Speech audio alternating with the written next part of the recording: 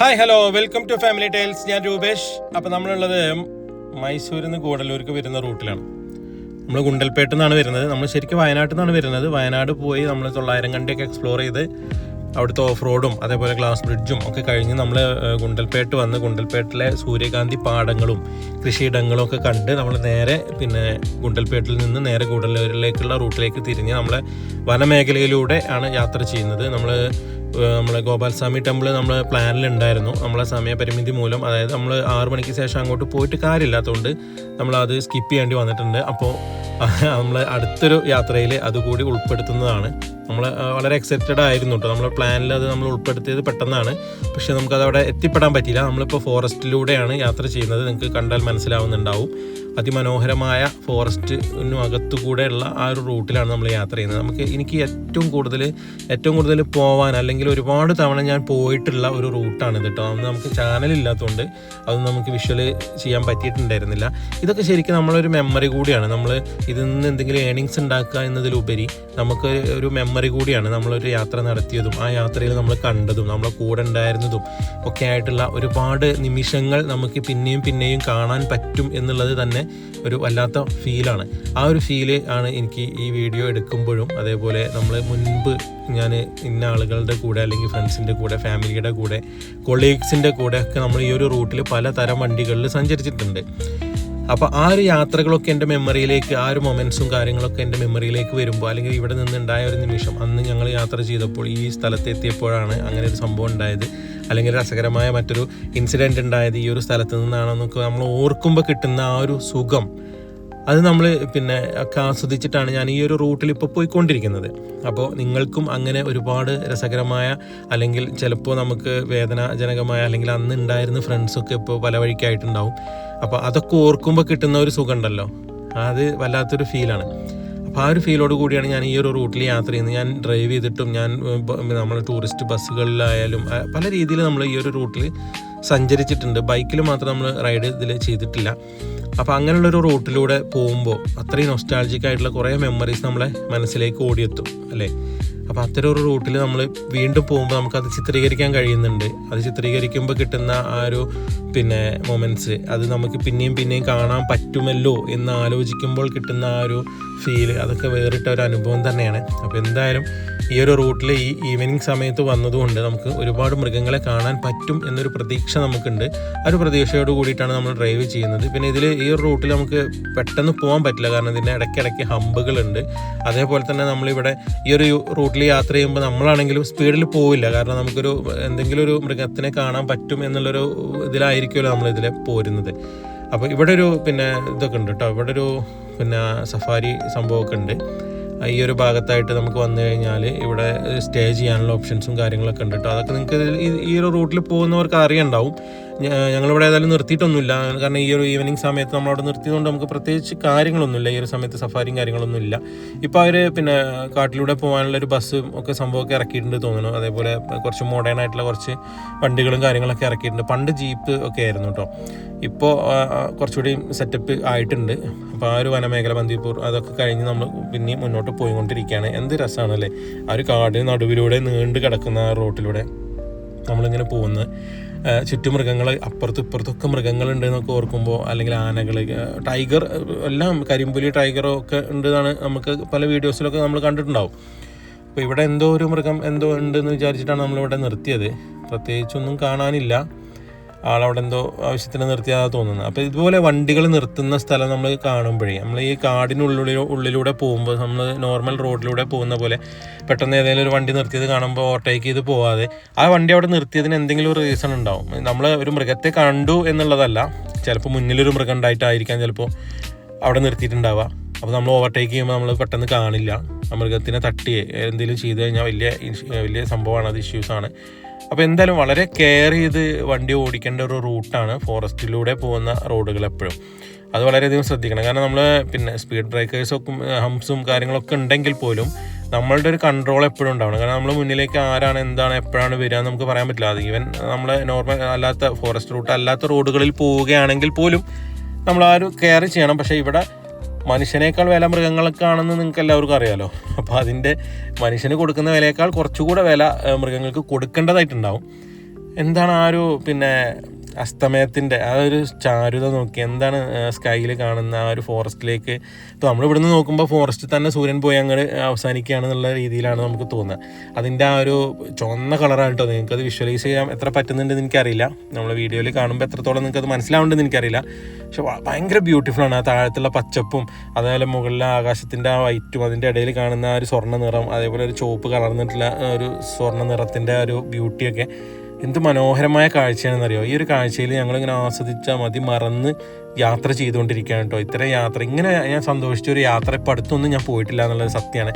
ഇതൊരൊറ്റ ദിവസത്തെ യാത്രയായിരുന്നു. ഞാനത് 10 ഭാഗങ്ങളായിട്ടാണ് നിങ്ങളുടെ മുന്നിലേക്ക് അവതരിപ്പിച്ചിട്ടുള്ളത്. അതിൽ നമ്മൾ 900 കണ്ടി പോകുന്നുണ്ട്, അതേപോലെ തന്നെ ഗ്ലാസ് ബ്രിഡ്ജ് കാണുന്നുണ്ടോ, മറ്റേ നമ്മളെ ആ ഒരു 900 കണ്ടിയിലേക്കുള്ള ആ ഒരു ജീപ്പിൽ പോയൊരു അനുഭവം അത് മറക്കില്ല. 2-3 ദിവസത്തേക്ക് എന്തായാലും മറക്കില്ല, കാരണം എവിടെ തൊട്ടാലും വേദനയായിരിക്കും. അത് കഴിഞ്ഞാൽ നമ്മളത് മറക്കില്ല, കാരണം അത്രത്തോളം എനിക്കത് ഭയങ്കര എൻ്റർടൈനിങ് ആയി തോന്നി. അത് കഴിഞ്ഞ് നമ്മൾ അവിടുന്ന് ഗുണ്ടൽപേട്ട് വഴിയാണ് ഇപ്പോൾ നാട്ടിലേക്ക് പോകുന്നത്. നാടുകാണി വഴി തിരിച്ച് വീട്ടിലേക്ക് പോകാനുള്ള പരിപാടിയാണ്. അപ്പോൾ നമ്മൾ ഗൂഡല്ലൂർ പോയിട്ട് വേണം നാടുകാണി പോയി അങ്ങനെ പോകാനുള്ള പരിപാടിയാണ്. അപ്പോൾ ആ ഒരു ഭാഗത്തേക്ക് നമ്മൾ യാത്ര ചെയ്യുമ്പോൾ കാണുന്ന സുന്ദരമായ കാഴ്ചകളാണ് നമ്മളിപ്പോൾ ആസ്വദിച്ചുകൊണ്ടിരിക്കുന്നത്. നിങ്ങളെല്ലാവരും ഇത് ആസ്വദിക്കുന്നുണ്ടെന്ന് എനിക്കറിയാം. ഈ യാത്ര ആദ്യമായിട്ടാണ് നിങ്ങൾ കാണുന്നതെങ്കിൽ മുൻ എപ്പിസോഡുകളൊക്കെ ഒന്ന് എടുത്ത് കാണണം, അതേപോലെ സപ്പോർട്ട് ചെയ്യണം, സബ്സ്ക്രൈബ് ചെയ്യണം, കൂടെ ഉണ്ടാവണം.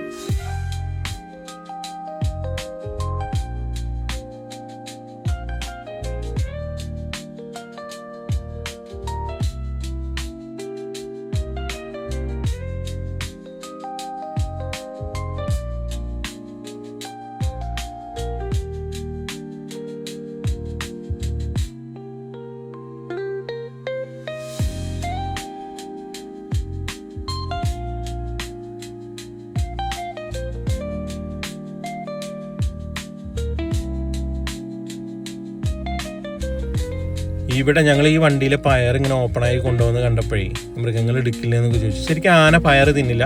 ഇവിടെ ഒരു കൊമ്പനാണ് കേട്ടുള്ളത്, ഒരു അടിപൊളി കൊമ്പൻ, നല്ല തടിയും വലുപ്പമൊക്കെ. ആ കൊമ്പിൻ്റെ ഒക്കെ വലുപ്പം കണ്ടില്ല. നമുക്കിവിടെ എന്തറിയോ, 2 സൈഡിലും എവിടെയെങ്കിലും മൃഗങ്ങൾ സൈറ്റ് ചെയ്തിട്ടുണ്ടെങ്കിൽ, റോഡിൻ്റെ സൈഡിൽ മൃഗങ്ങൾ സൈറ്റ് ചെയ്തിട്ടുണ്ടെങ്കിൽ 2 സൈഡിലും ഫോറസ്റ്റ് ഗാർഡ്സ് നിലയുറപ്പിച്ചിട്ടുണ്ടാവും കേട്ടോ. അവർ ബൈക്കിൽ അപ്പുറത്തും ഉണ്ട് 2 പേര്, അതേപോലെ ഈ ആന കഴിഞ്ഞ് നിൽക്കുന്ന ആ ഒരു ഭാഗത്ത് 2 പേരുണ്ട്. നമുക്കവിടെ വണ്ടി നിർത്താനൊന്നും പറ്റില്ല. അപ്പോൾ എന്തായാലും ഒരു അടിപൊളി കൊമ്പനെ നമുക്ക് കിട്ടി, കാണാൻ പറ്റി.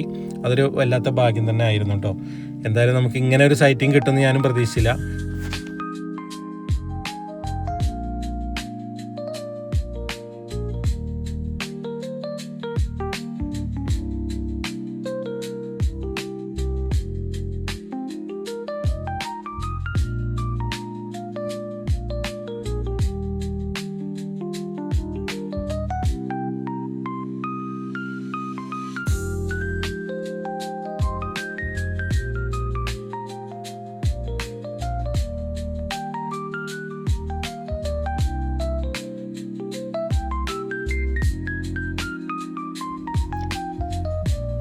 ഇവിടെ എത്തിയപ്പോൾ നമുക്ക് വീണ്ടും ഒരു ആനക്കുട്ടനെ കൂടെ കാണാൻ പറ്റിയിട്ടുണ്ട്. ആള് അതിനകത്ത് നല്ല തീറ്റയിലാണ്.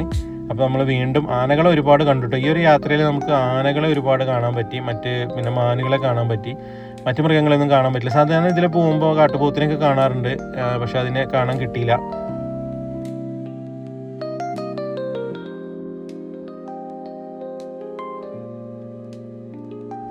കർണാടകയിൽ നിന്ന് നമ്മൾ തമിഴ്നാട്ടിലേക്ക് കിടക്കുകയാണ്. കർണാടകയുടെ ഫോറസ്റ്റിൻ്റെ ഗേറ്റും അത് കഴിഞ്ഞ് ഇവിടെയുള്ള തമിഴ്നാടിൻ്റെ ചെക്ക് പോസ്റ്റും ഒക്കെ കഴിഞ്ഞ് നമ്മൾ തമിഴ്നാടിൻ്റെ ഫോറസ്റ്റിലേക്ക് ആണ് ഇനി എൻ്റർ ചെയ്യാൻ പോകുന്നത്. ഇവിടെ നമ്മൾ വരുമ്പോൾ ശരിക്കും സാധാരണഗതിയിൽ വരുമ്പോൾ നല്ല ചെക്കിങ്ങും കാര്യങ്ങളൊക്കെ ഉണ്ടാവാറുണ്ട്. നമ്മൾ പിന്നെ കർണാടകയിൽ നിന്ന് വരുമ്പോൾ തമിഴ്നാട്ടിലേക്ക് കടക്കുന്ന ഒരു ഭാഗത്ത് നമ്മളെ വണ്ടി പിടിച്ചിടുകയും ചെക്കിങ് ചെയ്യുകയും ഒക്കെ ചെയ്യാറുണ്ട്. ഇനിയിപ്പോൾ ഈ ഒരു സമയത്ത് എങ്ങനെയാണ് അതിൻ്റെ ഒരു സംഭവം എന്നറിയില്ല. അപ്പോൾ ഈ ഒരു പാലൊക്കെ കടന്നു വന്നിട്ട് നമ്മളിവിടെ ചെക്കിങ്ങിനൊക്കെ നിർത്തുമ്പോൾ നമ്മളെ വണ്ടിയുടെ ഒക്കെ മുകളിൽ കൂടിയൊക്കെ ഫുള്ള് കുരങ്ങന്മാരായിരിക്കും കേട്ടോ. അപ്പോൾ ഡോറൊക്കെ എന്തായാലും ഫുള്ള് കയറ്റി, ഗ്ലാസ്സൊക്കെ കയറ്റി ക്ലോസ് ചെയ്തിട്ട് വേണം നമ്മൾ ഇവിടെ വണ്ടി നിർത്താനും ചെക്ക് ചെയ്യാനും ഓപ്പൺ ആക്കാനും ഒക്കെ. കാരണം കുരങ്ങന്മാർ ഭയങ്കര ഡേഞ്ചറസ് ആണ്. ഈ ഒരു ഭാഗത്തുള്ള കുരങ്ങന്മാർ ഈ ഒരു ഈവനിങ് സമയമായതുകൊണ്ട് ആരും കണ്ടില്ല. ഇവിടെയും കുറേ മാൻകൂട്ടങ്ങളുണ്ട് കേട്ടോ. നമ്മൾ രാത്രിയായി, ഇരുട്ടി തുടങ്ങി. അപ്പോൾ നമ്മൾ മാൻകൂട്ടങ്ങളൊക്കെ കണ്ട് തമിഴ്നാടിൻ്റെ ഏരിയയിലൂടെയാണ് ഇപ്പോൾ പോയിക്കൊണ്ടിരിക്കുന്നത്. ഇവിടെ എന്താ പ്രത്യേകത എന്ന് വെച്ചാൽ അടിക്കാട് കുറേ ദൂരം വരെ, ഒരു 1/2 കിലോമീറ്ററോളം ദൂരത്തേക്ക് അടിക്കാട് വെട്ടിയിട്ടിട്ടുണ്ട്. അപ്പോൾ നമ്മൾ അടുത്ത് മൃഗങ്ങളുണ്ടെങ്കിൽ നമുക്ക് സൈറ്റ് ചെയ്യാൻ പറ്റുന്നുള്ളതാണ് ഇതിൻ്റെ ഒരു പ്രത്യേകത. പെട്ടെന്ന് മുന്നിലേക്ക് വരുന്ന പോലെ തോന്നില്ല. അപ്പോൾ എന്തായാലും തമിഴ്നാട് ഒരു പടി കൂടി മുന്നിൽ കടന്ന് അത്രയും കാര്യങ്ങൾ ചെയ്തിട്ടുണ്ട് എന്നുള്ളത് ഒരു അടിപൊളി സംഭവമായിട്ട് എനിക്ക് തോന്നി.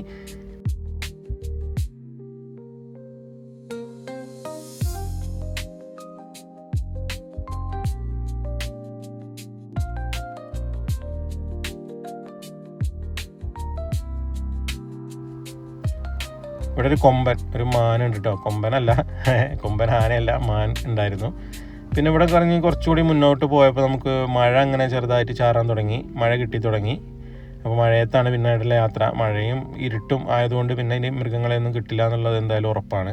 അപ്പോൾ നമ്മൾ തമിഴ്നാടിൻ്റെ ഫോറസ്റ്റും കഴിഞ്ഞ് നേരെ ഫോറസ്റ്റിൽ നിന്നും പുറത്തോട്ട് ഇറങ്ങുകയാണ്. ഈ ഒരു ഭാഗത്താട്ടോ ഇത് ക്ലോസ് ചെയ്യുക. ഇവിടുന്ന് അങ്ങോട്ട് പോകുമ്പോഴും കൂടല്ലൂർ കഴിഞ്ഞ് വരുമ്പോൾ ഇവിടെ എത്തുമ്പോൾ അത് 9 മണിക്ക് ക്ലോസ് ചെയ്യും. രാവിലെ 6 മണിക്ക് പിന്നെ തുറക്കുള്ളൂ.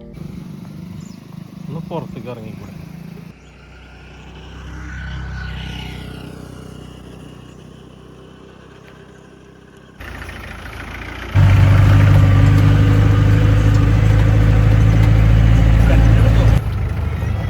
ഹെൽമെറ്റ് വാങ്ങേണ്ടി വരുമോ? ഹെൽമെറ്റ് ഇടേണ്ടി വലിയ കുഴപ്പമൊന്നുമില്ല റോഡ്.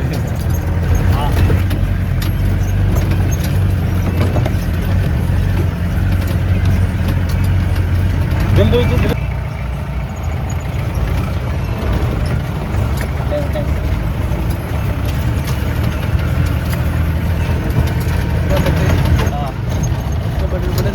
ജോലി ഉണ്ടോ അച്ഛയോ?